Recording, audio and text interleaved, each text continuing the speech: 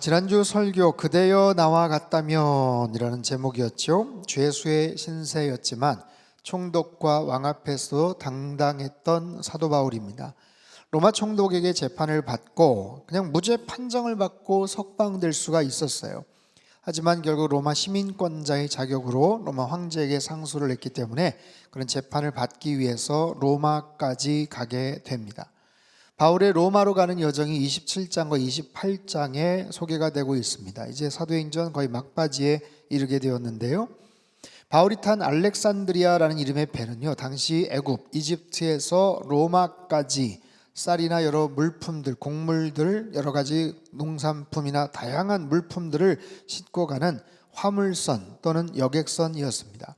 바울은 재판을 받아야 되는 죄수의 한 사람으로서 다른 죄수들, 또 승객들, 백부장, 여러 군인들, 선원들과 함께 276명과 함께 지중해를 관통하여서 로마까지 가게 됩니다.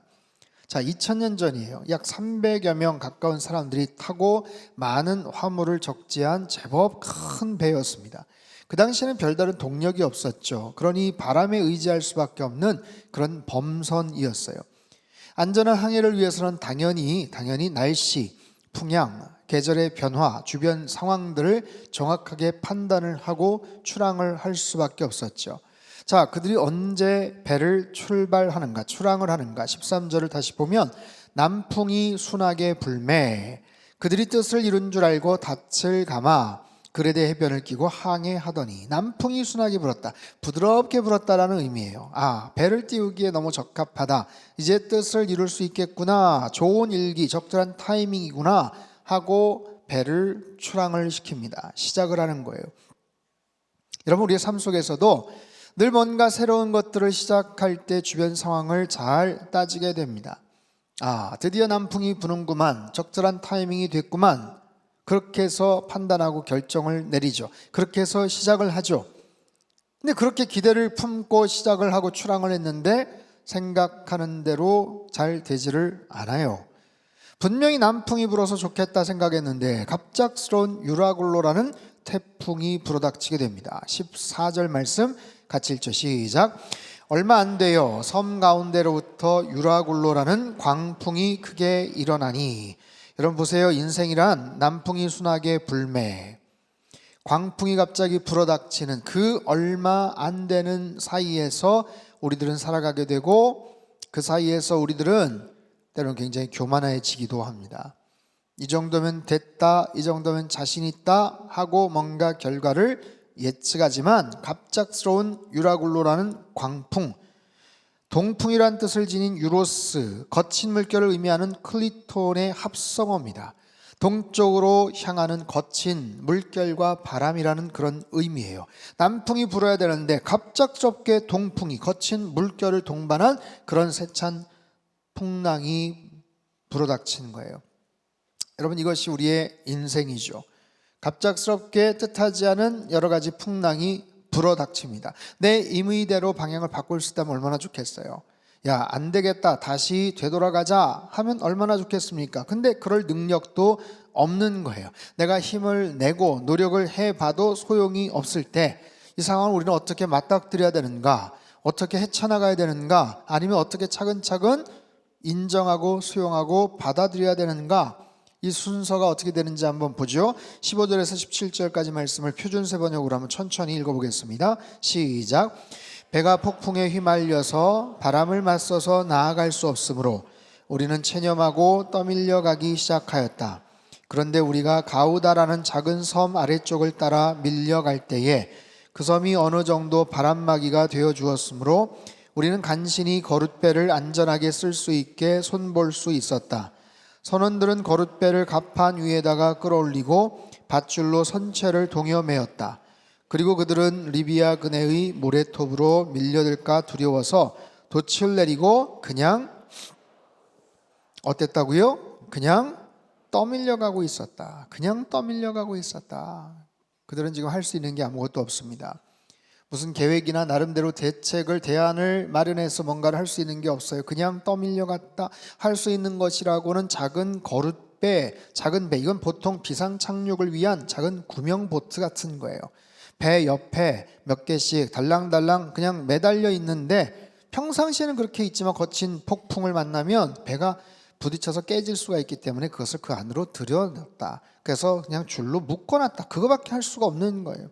그리고는 기다리는 수밖에 없습니다. 폭풍이 잠잠해질 때까지, 이 상황이 좀 더 잔잔해질 때까지, 그렇게 해서 문제가 해결될 때까지 그냥 기다리는 수밖에 없어요. 자, 그런데 상황이 어떻게 될까요? 그 다음 상황을 보십시오. 18절 19절입니다 같이 읽죠. 시작. 우리가 풍랑으로 심히 애쓰다가 짐을 바다에 풀어버리고 사흘째 되는 날에 배의 기구를 그들의 손으로 내버리니라. 심히 애썼다라는 거예요. 풍랑을 이겨보려고 수고하고 노력했다라는 거예요. 그러다가 이튿날 결국 어떻게 합니까? 짐을 바다에 풀어버립니다. 짐들을 바다에 풀어버려요. 여러분, 그 짐들은 뭡니까? 부담이 되는 무가치하고 불필요한 짐이 아닙니다. 그 짐은요, 돈이고 재산이에요. 로마에 가서 물건을 팔면 그냥 현찰로 바꿔버릴 수 있는, 이문을 남길 수 있는 비즈니스 목록이에요. 근데 그것을 버려야만 했어요. 소중한 물건들이지만, 재산이 아무리 중요하다고 하지만 자기의 생명이 더 중요한 것 아니겠어요? 그 정도로 포기한 거예요. 근데 거기서 끝났으면 좋은데 그렇지 못합니다. 사흘째 되는 날에 배의 기구를 그들의 손으로 내버리니라. 여러분, 상황이 어떤지 짐작이 가십니까? 사흘째 되는 날, 왜 사흘일까요? 그동안 버텼던 거예요. 어떻게든지 버틴 거예요. 다른 건 몰라도 야, 물건은 어떻게 포기하자, 이번엔 출항은 망했다, 손해본다. 하지만 배의 기구는 말도 안 되지 라고 생각을 했는데 사흘까지 버티다가 안 되니까 어떻게 해요? 그들의 손으로 그거를 버렸다. 여러분, 선원에게 있어서, 배 타는 사람에게 있어서 배의 기구, 장비 어떤 것이 있는지는 잘 모르겠지만 그것을 버린다는 건 말도 안 되는 거예요. 농부에게 있어서는 농기구입니다.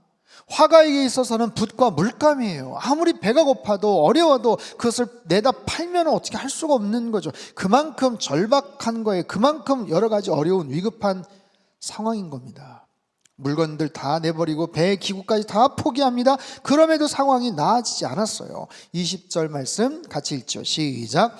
여러 날 동안 해도 별도 보이지 아니하고 큰 풍랑이 그대로 있음에 여망마저 없어졌더라. 구원의 여망마저 없어졌더라. 해도 별도 보이지 않았대요. 방향을 가늠할 수가 없어요. 풍랑은 그대로 있습니다. 구원의 소망이 사라져버렸어요. 여러분, 짐을 버린 이유가 뭐예요? 소망을 붙잡기 위해서. 배의 기구를 포기한 이유가 뭐예요? 그래도 마지막 남은 소망을 붙잡기 위해서인데 지금은 아무런 소망이 없는 거예요. 기가 막힌 상황이죠. 도대체 어떻게 해야 될까요? 이들은 어떻게 해야 될까요? 어떻게 무엇을 마지막으로 소망을 붙잡아야 될까요? 여러분, 살면서 이런 상황을 만난 적이 있습니까? 내가 웬만하면 힘들고 손해를 보고 어려워도 그래도 이 정도면 괜찮겠지. 야, 좀만 참자. 조금만 어려워도 그래도 한 몇 년 고생 좀 하자. 그렇게 해서 나름대로 계산을 하고 소망을 그래도 간직하고 노래할 수는 있겠지만 지금 이 상황 딱 한 처지를 보십시오. 모든 소망이 다 사라져버렸어요. 완전히 처절한 절망과 소망들. 야, 그래도 한 번만 더 한번 해보자. 야, 그래도 다른 병원이라도 한번 가보자. 다른 의사 선생님이라도 한번 만나보자. 다른 데라도 한 번 더 연락을 해보자. 다 해봤는데 아무런 소망이 없는 처절한 절망의 순간, 인간의 처절한 절망, 그 속에서 하나님의 놀라운 소망과 하나님의 놀라운 사랑이 시작이 된다는 것, 최악의 상황이지만 최선의 하나님의 은혜가 있다는 것, 여러분, 우리는 기억해야 됩니다. 여러분, 그런 처절한 상황에서도 언제나 하나님을 신뢰하고 주님만을 바라보며 나아가시기를 축복합니다. 하나님 앞에 기도의 끈을 놓치지 말기를 바라요. 여러분, 그 상황에서 하나님께서는 인간의 처절한 절망이 사라져버렸지만 그 속에서 건져주시더라고요. 그 속에서 소망을 듣게 하시더라고요. 누구를 통해서? 하나님의 사람을 통해서요. 보세요, 지금 파손되기 일보 직전입니다. 배는 여러 사람이 타고 있어요. 다양한 사람들이 타고 있습니다. 자, 묻겠습니다. 지금 이 배의 리더는 누구입니까? 누가 리더입니까? 누가 리더여야 합니까? 이런 엄청난 어려운 상황 속에서 누가 리더입니까? 자, 몇몇이 떠올라요. 황제의 명을 받고 책임지고 인솔해야 되는 로마의 백부장이 있어요. 그 사람이 리더입니까? 아니면 숙련된 여러 가지 다양한 해양 경험을 쌓고 있는 능숙한 선장이 리더입니까? 아니면 그 배의 전체를 소유하고 있는 선주가 리더입니까? 누구나 리더라고 자처할 수 있고 그 사람한테 뭔가 대책을 마련해 보라고 얘기를 할 수 있겠지만 어느 누구도 지금 리더 역할을 하지 못하고 있어요. 아무도 지금 리더 역할을 하지 못하고 있습니다. 땅에 소망이 없는 상황에서 누구나 다 똑같이 좌절하고 절망하기 마련이에요. 하지만 그 속에서 하늘의 소망을 말하는 사람이 있었어요.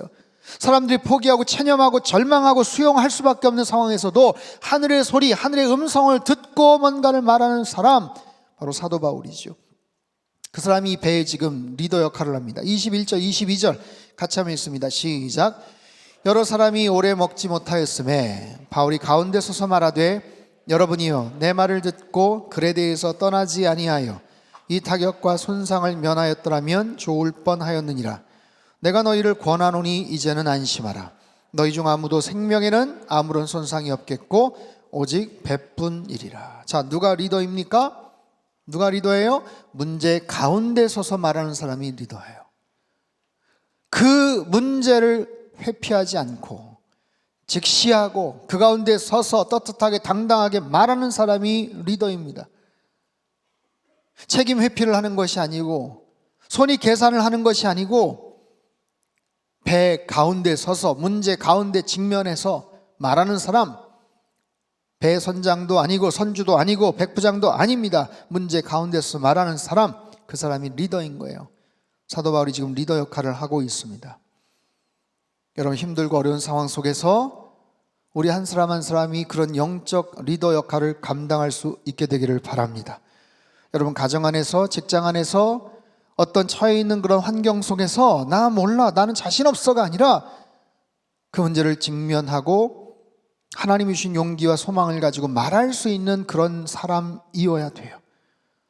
자, 옥스퍼드 대학교에서 에릭 도즈라는 교수가 불안의 시대 이교도와 기독교인이라는 책을 썼어요.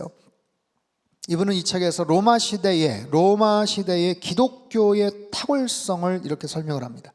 당시 로마인들은요, 국가적인 재앙, 큰 지진이나 재난이나 여러 가지 전쟁이나 재앙을 만나면 사람들이 힘들어합니다. 어떤 신이 노해서 이런 문제가 생겼을까? 어떤 신이 경노해서 이런 재난이 벌어졌을까? 그 신이 누구인가? 어떤 신인가? 그리고 그 신을 달래주려면 어떤 방법으로 제사를 드려야 되나? 이것을 알기 위해서 허둥대고 진땀을 흘렸다는 거예요. 왜냐하면 헬라 세계에는 수없이 많은 신들을 그들이 섬기고 있었기 때문에 그렇습니다. 하지만 반면에 크리스천들은 어땠을까요? 하나님의 아들 되시는 예수 그리스도께서 이 모든 상황을 주관하신다는 확신이 있었어요. 믿음이 있었죠. 그렇기 때문에 고난 앞에서도 재앙 앞에서도 당황하거나 두려워하지 않습니다. 오히려 역설적으로 기쁨과 평강을 잠잠하게 누릴 수가 있었던 거예요. 이러한 기독교인들의 신앙적 태도가, 자세가 로마인들에게도 굉장히 매력적으로 비춰졌을 것이다 라는 거예요. 불안의 시대, 혼돈의 시대. 여러분, 우리는 지금 불안의 시대를 살아갑니다. 온 국민들이 뉴스 결과 하나하나에 일희일비합니다. 앞으로 어떻게 펼쳐질지 초유의 관심을 갖고 있습니다. 하지만 여러분, 우리의 미래는 어차피 늘 불확실해요. 불안전합니다. 정확한 예측이라는 것은 불가능한 거죠. 그렇기 때문에 참된 크리스찬이라면 어떤 결과, 어떤 상황 속에서 일희일비하는 것이 아니라 슬퍼하거나 기뻐하거나 환호를 지르거나 낭망하거나 좌절하거나, 그것이 아니라 이 모든 것들을 주관하시는 분이 살아계신 하나님이심을 먼저 분명히 마음속에 새기고 이 상황들을 바라볼 수 있어야 돼요. 자, 사도 바울이 뭐라고 말을 합니까? 23절부터 25절까지 우리 큰 소리로 같이 읽습니다. 시작. 내가 속한 바 섬기는 하나님의 사자가 어젯밤에 내 곁에 서서 말하되 바울아 두려워하지 말라. 내가 가이사 앞에 서야 하겠고 또 하나님께서 너와 함께 항해하는 자를 다 내게 주셨다 하였으니 그러므로 여러분이여 안심하라. 나는 내게 말씀하신 그대로 되리라고 하나님을 믿노라. 아멘. 아멘. 바울이 그들 가운데 서서 말합니다. 바울은 지금 죄수의 신분이에요. 하지만 그들 가운데 서서 당당하게 담대하게 말합니다. 276명 가운데 서서 아무도 소망을 붙잡지 못하고 얘기할 수 없는데, 어느 누구도 대안을 얘기할 수 없는 가운데 바울이 말합니다. 소망을 말합니다. 하늘의 소망을 선포하고 있는 거예요. 그대들이여 안심하라. 걱정하지 마라. 내가 섬기는 그 하나님께서 나에게 말씀하셨다. 우리들은 안전할 것이라고. 그 하나님이 누구신가? 이 지중해 바다를 만드시고 창조하신 하나님이시다. 그 하나님이 누구신가? 이 유라굴라 풍랑을 잠잠케 하실 수 있는 하나님, 이 풍랑을 컨트롤하실 수 있는 분이시다. 이 모든 사건의 총 출연 연출자요 기획자이신 그 하나님이 나에게 말씀하셨다. 두려워하지 말아라.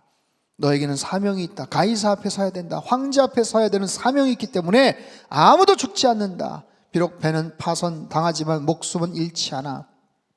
여러분, 우리 삶 속에서도 애초에 풍랑 자체가 없었다면 더 좋겠지만, 파손까지는 피했다면 더 좋았겠지만, 그럼에도 이 모든 상황 속에서 하늘의 평강과 하나님 주시는 말씀으로 안심을 시킬 수 있는 것, 그럼 사람의 소망이 아니에요. 하나님의 소망입니다. 주님께서 주시는 그 소망이에요. 여러분, 세상은 늘 엎치락뒤치락 합니다. 세상은 불확실합니다. 그렇기 때문에 우리들은 불안해하고 염려하지만, 여러분 꼭 기억하십시오. 우리에게는 소망이 있어요. 예수 그리스도, 그분이 우리의 구원의 참 소망이심을 여러분 믿으시기를 바랍니다. 여러분, 우리 성도예요. 크리스찬입니다. 여러분 한 분 한 분 하나님의 사람, 하나님의 자녀들입니다.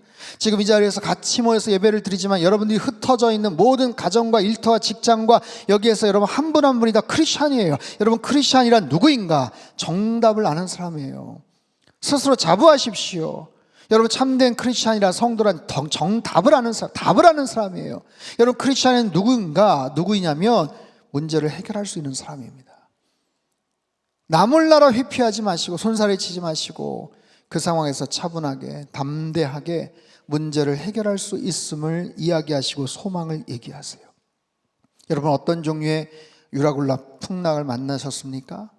혹시 아직 그 상황 한복판에서 헤매고 계시나요? 낭망하고 좌절하고 속상하고 이 모든 상황을 체념하시려고 하나요? 여러분, 그러지 마십시오. 모든 구원의 여망이 사라졌다고 해도 하나님께서 우리에게 주시는 참된 하늘의 소망이 있음을 여러분 확신하시기 바랍니다. 오직 예수님만이 우리의 참 소망이심을 여러분 믿으시기를 축복합니다. 제가 오래전에 하와이에 있는 빅 아일랜드라는 섬에 갔어요. 우리 가족들과 같이 갈 일이 있었는데, 가족들과 차를 빌려서 거기에 화산지대, 거기는 아직도 하와이가 섬이 한 5개, 6개 있는 제일 큰 섬이 빅 아일랜드거든요. 거기 용암이 흐르는 곳이 있습니다. 바다로도 막 흘러가고, 섬이 지금도 계속해서 커져가고 있어요. 항복판에서 라바라고 하죠. 그 용암이 계속 부글부글 끓고 아주 거기 뭐 명승지입니다. 그래서 사람들이 많이 또 찾아가기도 하는데, 거기를 한번 구경을 하겠다고 차를 몰고 거기까지 갔어요. 한참 외진 곳을 한 2-3시간을 달려야 됩니다. 근데 그 당시 핸드폰도 없고 내비게이션도 없고 그냥 지도 하나만 보고 갔어요. 근데 뭐 지도 하나만 봐도 뭐 길이 뭐 특별히 헷갈릴 일이 없었기 때문에 쭉 간 거예요. 그리고 가다가 이제 중간에서 어디서 물어보긴 했습니다. 여기 혹시 뭐 쉬는 날이나 아니면 뭐 마지막 뭐 끝나는 시간 뭐 이렇게 물어봤는데 괜찮더라고요. 그래서 그냥 갔어요. 그냥 그 말만 믿고 쭉 따라갔습니다. 길 따라갔어요. 아이들은 뒤에서 떠들고 있고 저랑 아내랑 교차해서 운전을 하고 있는데, 계속 가면 갈수록 상황이 굉장히 정말 너무 생경한 그런 상황들이 연출이 돼요. 마치 정말 영화 세트장에 온 것처럼, 외계 행성에 온 것 같이 생명체가 존재하지 않습니다. 나무도 없고 풀 아무것도 없어요. 인가도 보이지도 않고 그냥 문명의 흔적이 없어요. 그냥 아스팔트 길 하나, 바깥에는 그냥 황량한 바위, 그게 시커먼 그냥 화산지대 같은 막 그런 곳이 계속해서 펼쳐져요. 괜히 가나 싶은 생각도 중간에 들었지만 어쨌든 거기까지 잘 도착을 했습니다. 도착을 해서 거기 안내데스크에서 좀 얘기를 하고서 가는데, 저는 가면 금방 볼 줄 알았어요. 근데 알고 봤더니 가서 1시간에서 1시간 반 정도 트레킹하는 코스처럼 또 어디를 가야 돼요. 걸어서 또 들어가야 돼. 그래야 거기에서 가깝게 그 용암지대를 볼 수 있다는 거예요. 시간도 너무 늦고 그거는 좀 어렵겠다. 어떻게 할까 하다 얕은 좀 오르막길 같은 데서 거기서 먼 발치에 그냥 용암 있는 그 지역만 이렇게 봤어요. 꽤 먼 거리인데 한 1시간 반 아마 걸어가야 되는 거리예요. 거기에 큰 홀이 이렇게 뚫렸는데 그 안에서 뭔가 뜨거운 것들이 막 부글부글 끓는 것 같은 것이 먼 발치에서, 먼 시야에서 보이더라고요. 그래, 그냥 됐다, 이 정도면 됐다 하고서 포기하고 다시 그냥 돌아섰어요. 저는 그렇게 해서 돌아섰습니다. 근데 바로 그 사건, 그 지점에서 사고를 당했던 목사님이 계셔요. 제가 언젠가 한번 잠깐 말씀을 드린 기억이 있는데, 미국 LA에서 시드 교회를 담임하시는 권혁빈 목사님이에요. 이분에게 직접 들었던 사고 이야기입니다. 이분이 2017년 가을에 하와이 예수전도단에서 DTS 훈련을 2달 반 정도 받고 다른 분들이 해외 아울리처를 갈 때 이분이 시간이 좀 안 돼서 하와이 지역을 좀 이렇게 탐방을 하고 관광을 하는 거예요. 그 유명한 용암 지역을 한번 가보겠다 해서 사모님과 둘이 그곳을 방문합니다. 저희가 돌아섰던 그곳까지 간 거예요. 그래 거기서 아직 시간도 있고 그러니까 이분은 그 안쪽까지 들어갑니다. 사람들이 이제 교차해서 막 나오기 시작해요. 가까이 가면 갈수록 연기도 좀 피어오르고 지면이 점점 뜨뜻해지더래요. 그 사람들한테 물어보니까 한 20분, 10여 분 정도만 더 가면 볼 수 있다. 그래가지고 이제 거의 다 왔구나 하고서 이제 가는 거예요. 조금만 더 가면 된다 해서 가는 거예요. 근데 사람들이 점점 더 빠지고 이제 보이는 사람도 하나도 없는데 이제 좀 언덕 같은 데만 올라가면 되겠다 싶어서 가는데 갑자기 하늘에서 소나기가 쏟아지더래요. 동남아시아 지역 왜 스콜 같은 거 있잖아요. 갑자기 확 쏟아지는 장대비. 비가 쏟아져요. 지면은 점점 더 따뜻해지는 곳이. 여러분 생각해 보십시오. 바닥은 뜨거운데 점점 뜨거워지는데 하늘에서 차가운 비가 쏟아지면 어떻게 될까요? 수증기, 안개가 형성이 되는 거예요. 순식간에 뿌연 안개가 막 차오르더래요. 목사님이 사고 나기 바로 전에 그 장면을 잠깐 찍은 영상이 하나 있어요. 한 10여 초 되는 거. 한번 틀어주세요. 음소거는 시켰고요. 네, 저런 장면이 지금 연출이 되는 거예요. 저런 속에서 지금 저 언덕배기 건너로 가야 되는 상황인데 위에서 비는 쏟아지죠. 안개가 형성이 되면서 바닥은 점점 더 뜨거워지면서 좀만 가면 되겠지. 근데 비가 더 쏟아지면서 더 시야가 완전히 가려지는 거예요. 바깥에서. 안에서는 기분 나쁜 정도의 열기가 막 올라오고. 이분이 시력이 별로 안 좋아요. 시력이 별로 안 좋아요. 안경을 두꺼운 걸 끼고 있는데 여러분 김이 막 서리면 어떻게 될까요? 안경이 보이지 않아요. 어떻게 해요? 벗으니까 더 안 보여요. 아예 보이질 않는 거예요. 주변에 사람도 없고 이거 좀 이상하다, 찜찜하다, 불안하다 해가지고 그냥 돌아갈까 하다가 그만 바위 사이에 다리가 푹 빠지면서 그냥 다리에 피가 확 나버렸어요. 제대로 걷지도 못하고 피는 철철 나고 사모님이 겁을 먹으면서 막 울기 시작해요. 연기는 계속해서 피어오르는데 그냥 보통 연기가 아닙니다. 이거 굉장히 해로울 수 있는 유해물질이에요. 이산화탄소, 유황. 이게 처음에는 머리가 막 아프다가 나중에는 뇌 손상이 오면서 정신이 딱 그냥 꺼져가는, 어디로 움직이기도 어려운 거예요. 방향을 상실해서 용암 쪽으로 가는지 아니면 그냥 출발했던 곳으로 가는지도 알지도 못하는 상황. 전화 안 됩니다. 불통이에요.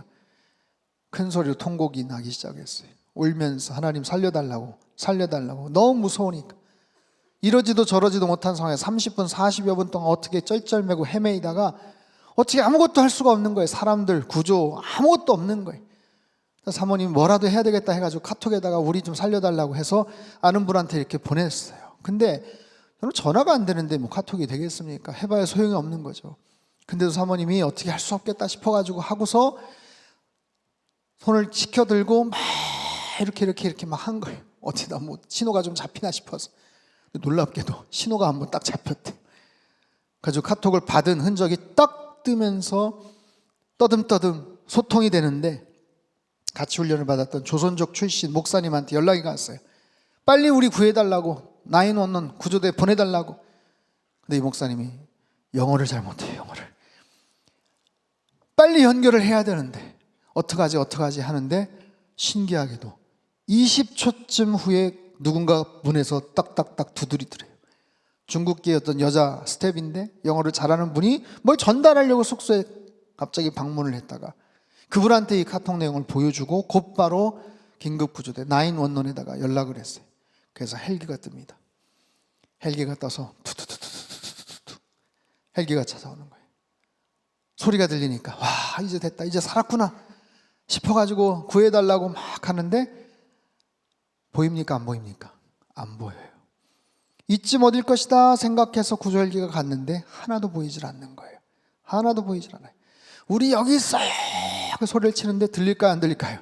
전혀 들리지 않습니다. 헬기가 가버리더래요. 그래가지고 난리가 났어요. 어떻게 하냐고, 우리 구해달라고 막 외치는데 좀 있다 보니까 다시 헬기 소리가 또 들려요. 가까이 들려요. 이번엔 더 큰 소리로 외치는데 이 원망스러운 이 안개와 이 자욱해서 전혀 보이질 않아요. 그러기를 서너 번을 계속해서 반복하다가 이제는 이게 안 되는구나, 이건 어렵겠구나, 그러고서 거의 이제는 체념하려고 하는 상황인데 마지막으로 한 번 더 헬기가 오더래요. 정말 애걸복걸하면서 하나님 앞에 살려달라고 막 기도를 하면서 손을 흔드는데 기적처럼 한 3초 정도 그 부분이 안개가 샥 거치면서 위에서 본 거예요. 저기 있다, 저 밑에 있다. 헬기가 고도를 쭉 낮추니까 이 바람에 의해서 안개가 쭉 거쳐지고 거기에 있는 두 분 로프를 쭉 달아내렸어요. 그래서 로프를 타고 무슨 영화에서나 보는 것처럼 극적으로 구조가 돼서 지금 LA 지역의 사역을 잘하고 계세요. 여러분 상상을 해보십시오. 구원의 여망이 다 사라져버렸어요. 어떻게 할 수 있는 방법이 하나도 없어요. 여기서 이렇게 끝나나? 아니 이렇게 여기서 이렇게 허망하게 이렇게 여기서 그냥 우리 끝나는 건가? 그런 기가 막힌 상황이었는데 끝까지 기도하면서 하나님 앞에 구원의 어떤 요청을 했어요. 사랑하는 성도 여러분, 2024년도 연말 우린 또 한 번의 갑작스런 유라굴라 같은 큰 풍랑을 만났어요. 대통령 탄핵이 이루어졌고 정치적인 측면에서 바르게 잡아가겠지만 그럼에도 걱정이 되고 염려가 되는 부분이 참 많습니다. 이 사이에 국민들의 마음에 큰 아픔과 충격과 또 생각을 달리하는 사람들과의 서로 증오와 미움과 원망들이 엄청나게 올라왔어요. 이런 상황 속에서 어떤 모습으로 이 문제가 해결이 될까? 앞으로 더 혼란과 더 캄캄해질 수 있는 그런 상황이에요. 하지만 여러분 꼭 기억하십시오. 짙어가는 어둠일수록 소망의 빛, 생명의 빛은 더 찬란하게 빛을 발하는 법이에요. 하나님의 침묵이라는 책이 있습니다. 헬무트 틀리케라는 목사님, 나치 정권에 맞섰던 독일 신학자입니다. 2차 세계대전이 한참이던 1942년부터 저는 냉전 시기 1951년까지 독일교회 강단에서 담대하게 선포했던 말씀을 엮은 설교집이에요. 이분이 여기에서 그리스도로 인한, 그리스도 때문에 얻을 수 있는 참 소망을 이야기합니다. 엄혹한 시대일수록, 눈앞이 보이지 않는 그런 시대일수록 주님만이 우리의 희망, 소망이 될 수 있다는 이야기예요. 이분이 여기서 아주 흥미로운 얘기를 합니다. 성경에서 두려움의 반대말이 무엇인가? 두려움의 반대말이 무엇일까요? 여러분 두려움의 반대말이 뭐예요? 안 두려움입니까? 두려움의 반대말을 이분은 사랑이라고 이야기합니다. 왜 두려움의 반대말이 사랑일까? 왜냐하면 세상에 내 아버지가 있다는 것과 내가 그분께 충분하게 사랑받는 존재임을 그리스도 안에서 깨달을 때 우리 안의 모든 불안과 두려움은 사라지게 된다라는 거예요. 우리 안의 모든 두려움은 다 사라지게 된다. 세상은 더 어두워지고 길을 잃어도 하나님의 사랑은 언제나 한결같고 그분은 언제나 신실하신 하나님이셔요. 사랑하는 성도 여러분, 성탄의 왕으로 평강의 왕으로 오신 주님을 찬양하고 경배하시기를 바랍니다. 주님만이 우리의 참 소망인 줄 믿습니다.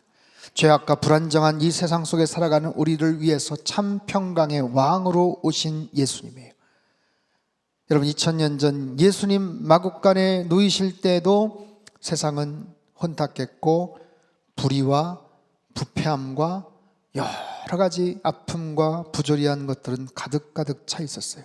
하지만 그 속에도 마땅히 드려야 될 경배와 찬양을 올려드렸고 그 아기 예수를 주목했던 사람들이 있었던 것처럼 이 혼란과 격동의 시기를 지나고 있지만 우리가 마땅히 드려야 될 경배와 감사를 잃어버리지 않는 믿음의 사람들, 참된 예배자들 다 되시기를 주님의 이름으로 축복합니다. 세상에 우리 주변에 많은 사람들이 유라굴로 앞에서 낭망합니다. 체념합니다. 어쩔 줄 몰라 하고 낙심합니다. 우리 모두도 우리 가운데 있는 여러분들 가운데 절망하고 주저앉고 슬퍼하고 눈물을 흘릴지 몰라요. 하지만 하나님 바울을 통해서 말씀하신 것처럼 여러분 하늘의 소망을 붙잡으시기를 바랍니다. 하늘의 소망이 여기 있다고 안심하라고 말하시는 저와 여러분 되시기를 축복합니다. 저와 여러분이 그런 역할들을 감당하고 예배가 중심이 된 선교적 교회로서 주님의 기쁨 되고 세상의 소망을 말해주는 상당교회가 될 수 있게 되기를 주님의 이름으로 축복합니다. 한번 큰 소리로 따라해 볼까요? 예수님만이 우리의 소망입니다. 예수님만이 우리의 생명입니다. 한 번 더요. 예수님만이 우리의 평강이십니다. 아멘. 참 평강과 생명과 소망으로 이 땅에 오신 주님을 더욱더 바라보시고 한 주간도 승리하십시오. 그리고 한 해 마무리를 잘 감당하시고 주님 앞에 영광 올려드리는 우리의 삶이 되시길 주님의 이름으로 축복합니다. 기도하겠습니다. 하나님 아버지, 크고 작은 유라굴로 같은 풍랑이 우리의 삶 가운데 엄습합니다. 그 속에서 우리들은 정신을 못 차리고 어찌할 바 알지 못해서 나름대로 최선을 다해보지만 포기하고 체념하고 낭망할 때가 한두 번이 아닙니다. 하지만 주님, 그 속에서도 하늘의 소망을 바라보게 하여 주시고 예수님만이 나의 참 소망이요 평강의 왕이심을 믿음으로 고백하게 하여 주시옵소서. 예수 그리스도께서 참 평강의 왕, 참 소망의 왕이십니다. 대한민국의 왕이십니다. 대한민국을 주관하고 계십니다. 하나님께서 함께해 주실 줄로 믿습니다.